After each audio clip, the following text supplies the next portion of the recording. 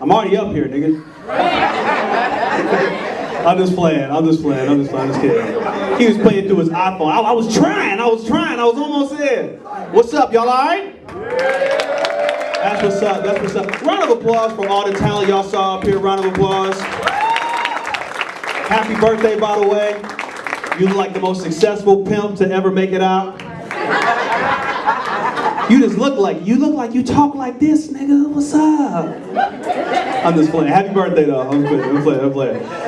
I'm gonna get right into it. I'm gonna be honest with y'all. That song that you just heard blast through the speakers, God Did. That's my favorite song out right now. Jay-Z rapped for about an hour and a half on that motherfucker. Like, I forgot it was somebody else's song. Honestly, that's how long he was rapping on it, for real. Because he was fired up. And the crazy thing is, I listen to a lot of rap now. But growing up, I wasn't really allowed to listen to rap, which is crazy. Because, my dad was like super religious. You know what I'm saying? Like, my dad he knew God personally. You know what I'm saying? Like, sometimes when dad would pray in the basement, you could hear God answer. That's how close God was. You could hear, Lord Jesus, what you need, Phil? What's going on? What's happening? That's how cool my dad was. You know what I'm saying? So he didn't allow rap in the house. My dad didn't allow us to listen to rap. So the closest we got to rap in our house was Kirk Franklin. You better hope he spits a verse behind that choir. That was all you was finna get. Revolution was as close to rap as you was finna get. What you feeling? What you want, son? Who you call a true son? Jesus is the true son. And that was it. You know what I'm saying? Another reason why my dad didn't want me listening to rap is because, my dad didn't want me to be like negatively influenced and stuff, because he said rap had like negative images, which it did, I'm not gonna lie. But this is the same man that would bring home movies like Blade, Scarface, Goodfellas. And I'm like, okay, so wait a minute, Dad. So you mean to tell me I can watch Wesley Snipes decapitate a nigga, but I can't listen to Kanye? Are you serious, Dad? For real? So you mean to tell me I can watch Joe Pesci stab someone to death in the trunk of a car, leave them there for dead in the middle of the desert, and go on a cuss and feel red while he did it, but I can't watch the BET Awards? Are you serious, Dad? One time he bought a movie home called Faces of Death. It wasn't even a scripted movie. It was just a compilation video of people dying in real time. For a whole hour and a half, all it was shootings, stabbings, people blowing their brains out, people jumping off buildings. A nigga got lit on fire 15 minutes in the middle of it. And we watched that for a whole hour and a half, but God forbid I want to listen to Nelly, because that's demonic. Oh, really, Dad? For real? Basically what I'm saying is my dad didn't love me, is what I'm saying. I'm just kidding, I'm just playing. Another reason why my dad didn't let me listen to rap is because my dad never really got into rap. That just wasn't his bag, you know what I'm saying? Like, everybody in my family is like stuck in their musical era. And for my dad, it's 70s funk and soul. That's where he is, that's where the nigga gonna be, he's not leaving. He may jump into the 80s for a little bit, but he's right back in the 70s, like, you know what I'm saying? So I grew up on people like the Ohio Players, Earth, Wind and Fire, Lenny Williams, Sly and the Family Stone, Parliament Funkadelics. That's who I grew up on. I grew up on so much old stuff growing up that I had no conscience that I thought all the old shit was new shit coming out, because I didn't know any better. He played it around the house so much. And this is in like the early 2000s, you know what I'm saying? So everybody else was listening to Usher and Justin Timberlake, and I'm like, I'm at lunch like, what about that Marvin Gaye though? You heard about that Marvin Gaye? He's amazing. I can't wait till his next album comes out. And this is at the height of the boy band era. So everybody's listening to NSYNC and, Backstreet Boys. I'm like, what about them Isley Brothers though? You heard of the Isley Brothers? They're incredible. Oh my God. Justin Timberlake doesn't have shit on Mr. Biggs. He doesn't. He does not. He does not. I didn't know none of the new dances that were out till they were already over. Because my dad wouldn't let it in the house. I didn't know nothing. You know what I'm saying? Like everybody else was doing the Harlem Shake and, you know what I'm saying? Everybody else was doing the Sea Walk thinking they a crib, but really wasn't. I was doing all Jackson 5 steps on the playground and shit, you know what I'm saying? And not even the cool Jackson 5 steps, not even the moonwalk or the robot. I'm doing this on the playground like a mother. Oh, wow.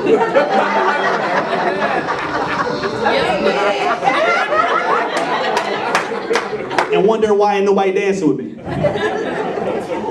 But then I grew up and I realized, because my dad didn't like rappers because they were too hardcore, and they were. But then I did a little bit of research and I found out that a lot of those soul singers that my dad would force me to listen to, they were a lot worse than the rappers. Like a lot of those 70s soul singers that we grew up on, that we all love their music, they were awful fucking people. Like all of them. Oh sure, 50 Cent might have said smoke weed every day. But as far as we know, he's drug free. Whereas Sly and the Family Stone, Sly Stone sang songs like Mother Beautiful, Thankful and Thoughtful, A Time for Living and A Time for Giving, and would shoot heroin through his damn foot. And oh sure, Jay-Z might have said fuck him, leave him, we don't fucking need him.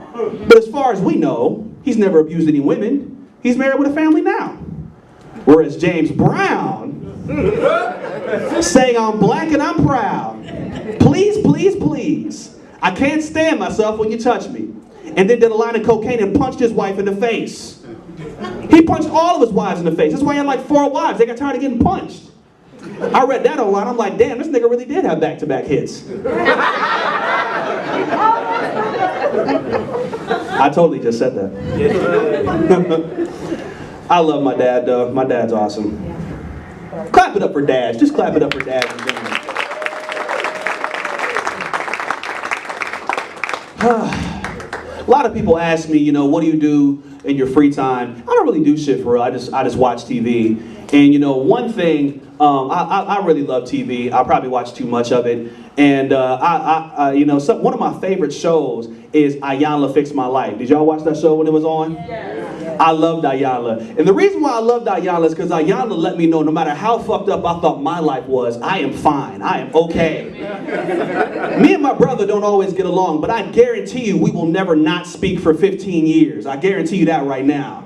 Me and my parents don't get along, but I guarantee I've never come to blows with my parents like some of them on there. Like, it's crazy. And one thing I realized about Iyanla is that she's not really as deep as she wants everybody to think she is. She just says basic shit in a raspy voice. That's all she does. Because everybody will be crying and stuff, and she'll just come in like, beloved,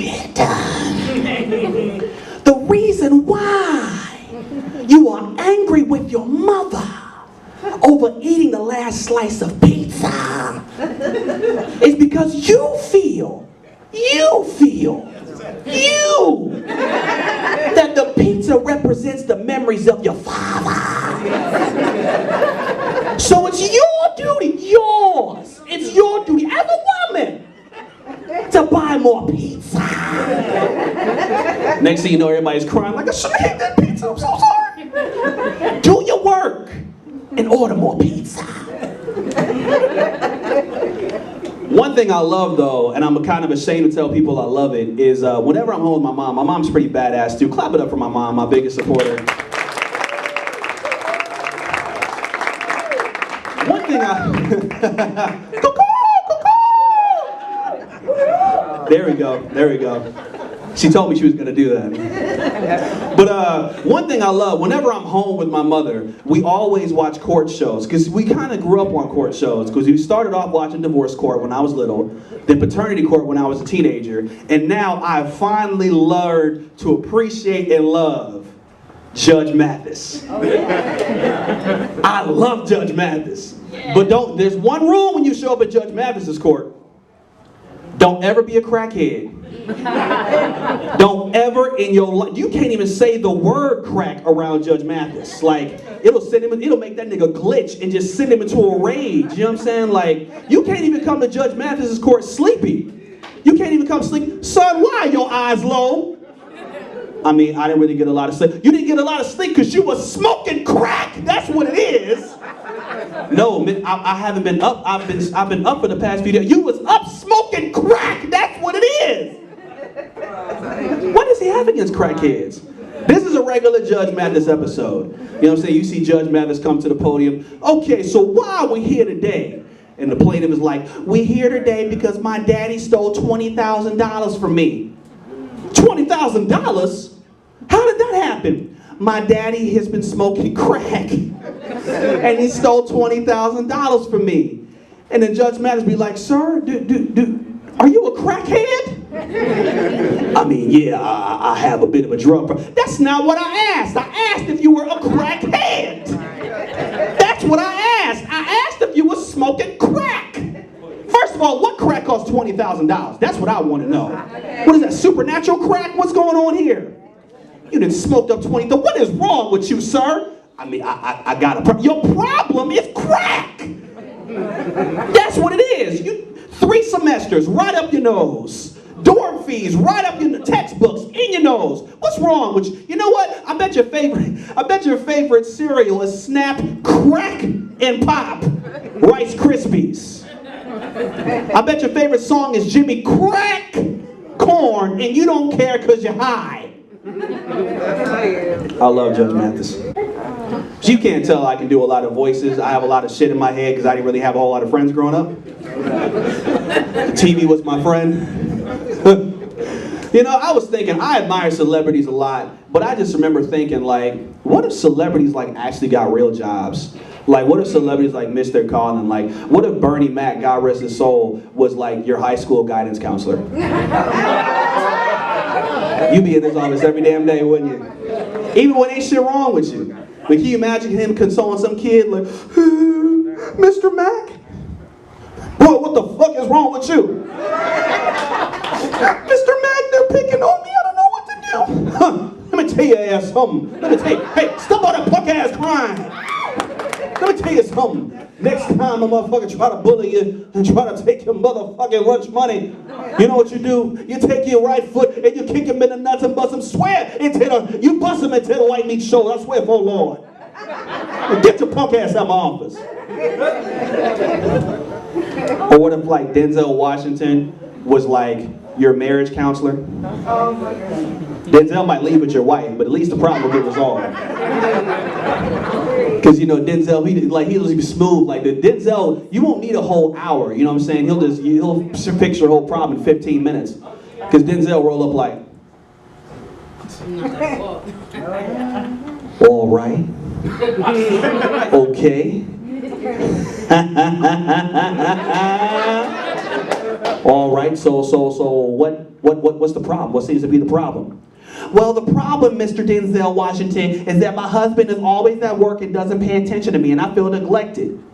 Oh shit! All right, okay. So you just neglecting your wife, huh? That's what you're doing, right? Huh? That's what you're doing. That's what you're telling me, right? That's what this lovely lady's telling Denzel, right? Huh? That's what you're telling me, huh? Let me tell you something. You want to be married? You want to go home, huh? You want to be married? You want to go home? Let me tell you something. You cannot neglect your wife because marriage is for life. Now take care of your woman.